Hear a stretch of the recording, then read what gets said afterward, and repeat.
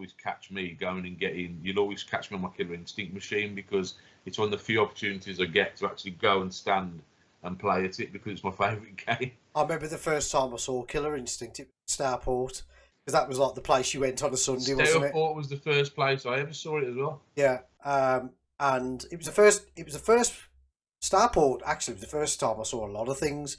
The first time I saw the original Mortal Kombat back in the day, that blew me away. I was like, "What's this?" And Killer Instinct.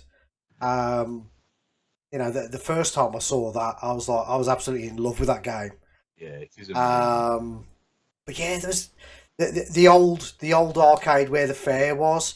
I remember playing Battlezone in there, and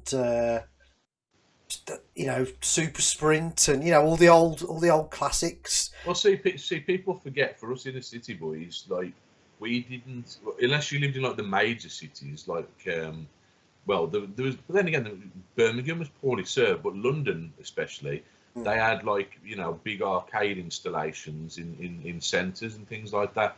If you were in a city like us, your opportunity to play arcades involved either going to your local bowling alley, where there would be a few, and generally not that many, going to Stourport for us in the Midlands, was one of the few places that was like a kind of bank holiday destination, if you know what I mean. Yeah.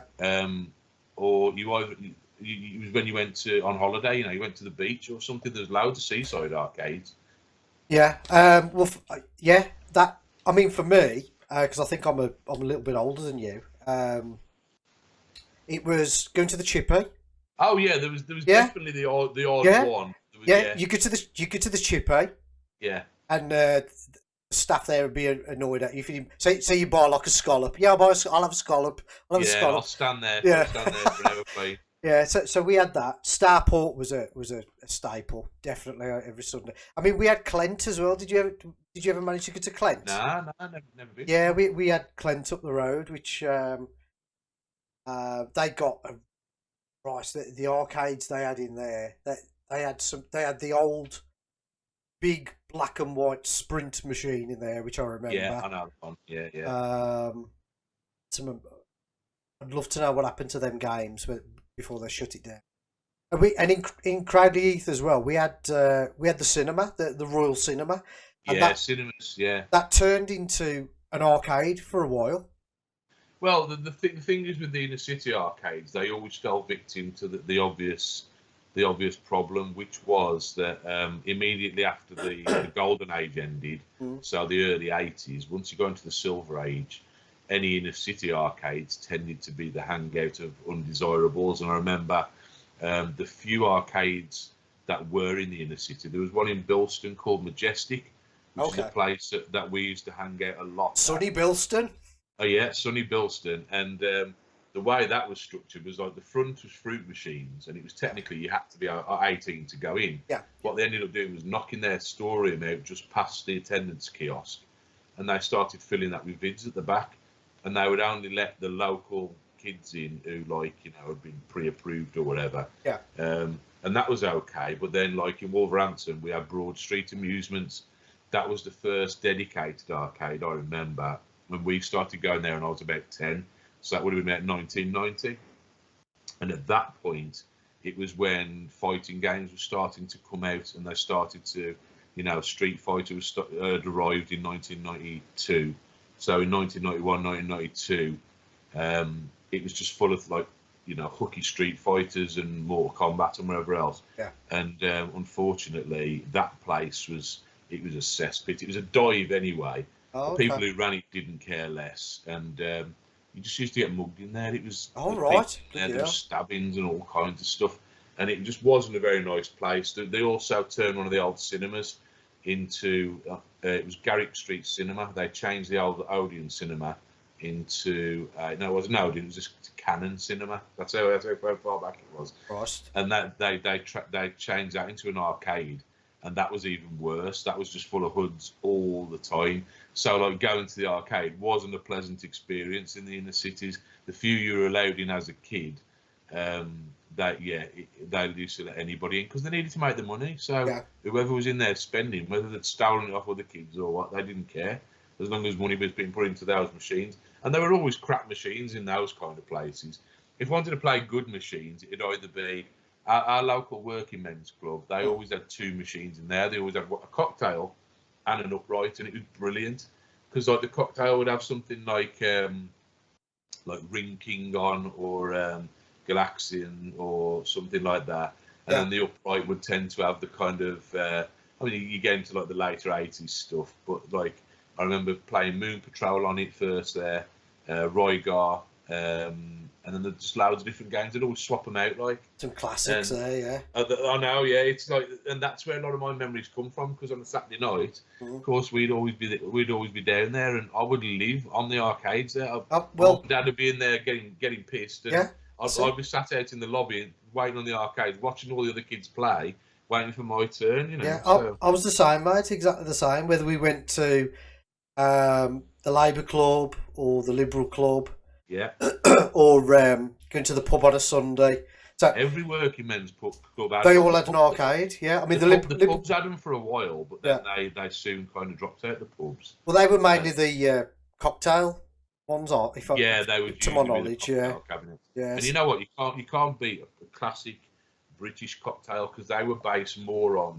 They tended to be the Japanese cocktail style, not like the Americans. Whenever they refer to a cocktail, they think about the end-to-end design, don't they? The vertical screens and that, and they're probably a better design, to be fair. These have bigger screens than that, but the side, where you were sat on the long side, you were sat facing each other, and you had space on the table for your drinks, and there'd always be like burn marks from fags left at the edge of the that's it, melting the tea molding and stains from all the beer spilled on top. And those are some of the fondest memories I have of those machines. Yeah, absolutely. I mean, a lot of the classic machines, I can put them to where I was when I was a kid. It's like Liberal Club, they had Frogger, the original Frogger, and the Labour Club, they had this little room with four machines in there, 4 old machines in there. Yeah. I mean, we had a pub called the Garden House just down the road from us, and they had Moon Patrol there. Yeah. Gallagher. It was just I loved it. And going on holiday as well. I think I mentioned it to you before when we used to go to Rill. Yeah, Rill was for us in the Midlands. We were the most landlocked place you could be where we're from. So like you had to pick carefully, and we used to holiday on the south coast a lot. So like we had a caravan down in Exmouth, so there was a load of arcades in Exmouth and in Exeter, all the places along the south coast there. But yeah, when it was like day trips out, it would be like Rill or Blackpool.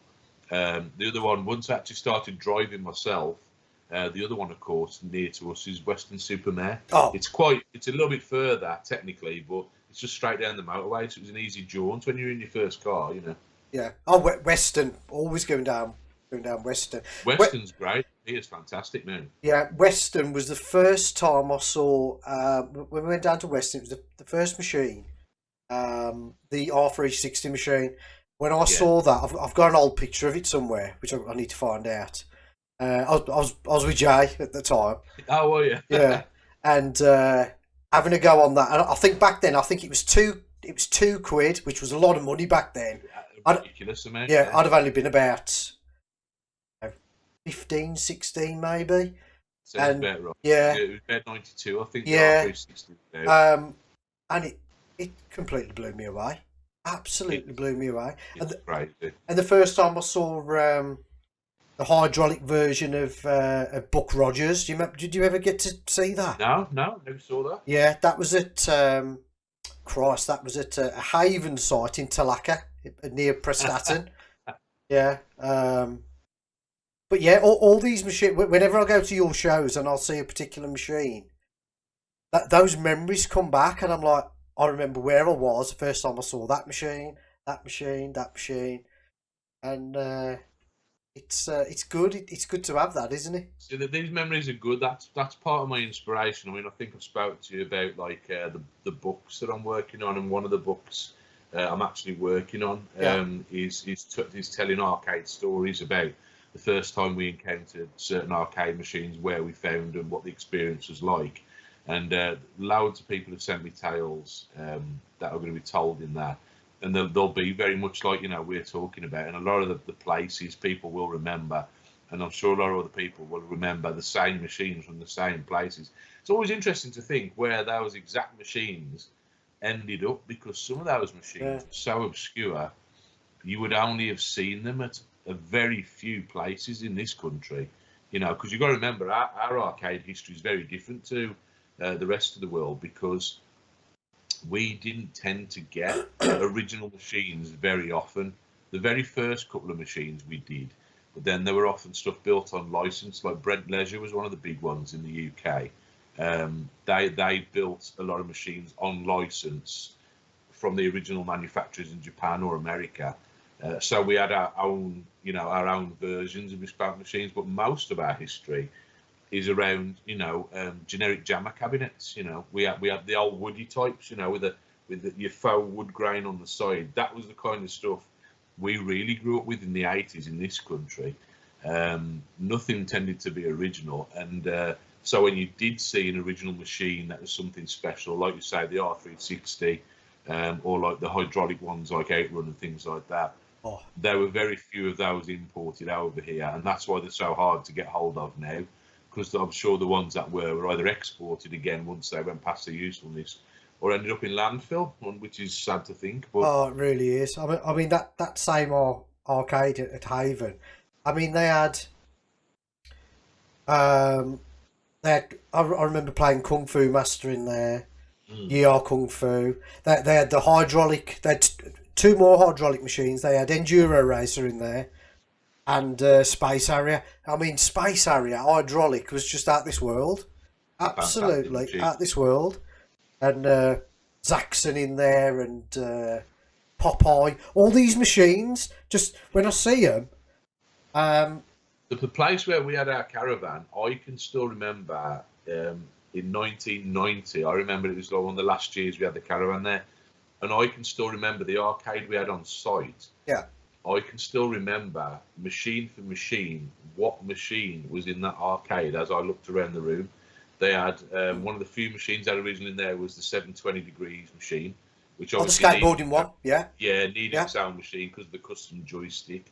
Then you had Splatterhouse, RoboCop. Wow. I think there was Juno First on the end, and as you went round, there was Wardner, there was Karate Champ, and see, I'm closing my eyes, I can see them in my head. Yeah. And I remember those machines in order around the room, and I can map out the entire arcade, because there were only about 20 cabinets in that room. It's mad, isn't it, that you can do that? I mean, at our I've just thought at our local swim baths in Hayden Hill. I mean, I remember them having in there. They had RoboCop, and Gauntlet. Yeah. The big, the 4-player Gauntlet machine. Yeah, yeah. And it was like, you'd spend half hour swimming and then spend 2 hours on them machines, and then you get some chips, wouldn't you, afterwards? So it was that was going swimming. Yeah, well, that was the thing. It was like a day out thing. I mean, like I was talking about bowling alleys earlier. We had Strikers here in Wolverhampton, which I ended up working at when I was an adult, and that used to have some of the best arcades in the region. And then eventually, that originally they had bowling and Laser Quest Quasar, in the upper section, and that had a massive arcade section in. And then when that stopped becoming popular, they stripped it out, and that became Sega World. And obviously, Sega World was the last kind of big thing before arcades disappeared, wasn't it? Really, the classic arcades. Yeah. There's loads of memories, absolutely loads of. I'll have to send you some. Definitely, you need to, because I told you I'm putting them all into a book. What's quite cool is the book I'm doing. It's got all these arcade memories in, and like we're doing. There's a mate of mine who he's a top end illustrator. Okay. So he's what he's actually doing is he's creating custom illustrations of the scenes that are being described in the anecdotes and stories. Yeah. So there's going to be like an anecdote, there'll be a picture of it, and then there'll be a feature on the machine that's featured, a review of the game and that. So it'll be a nice sort of compilation of memories. I think it'll take a lot of people back, especially if you're from the Midlands, because there's a lot of input from people in the Midlands. there's about 4 stories in there just of my own. So, Yeah. and I've got dozens to tell, you know. So, but I'm trying to get input from different people up and down the country, you know. Yeah, of course, yeah.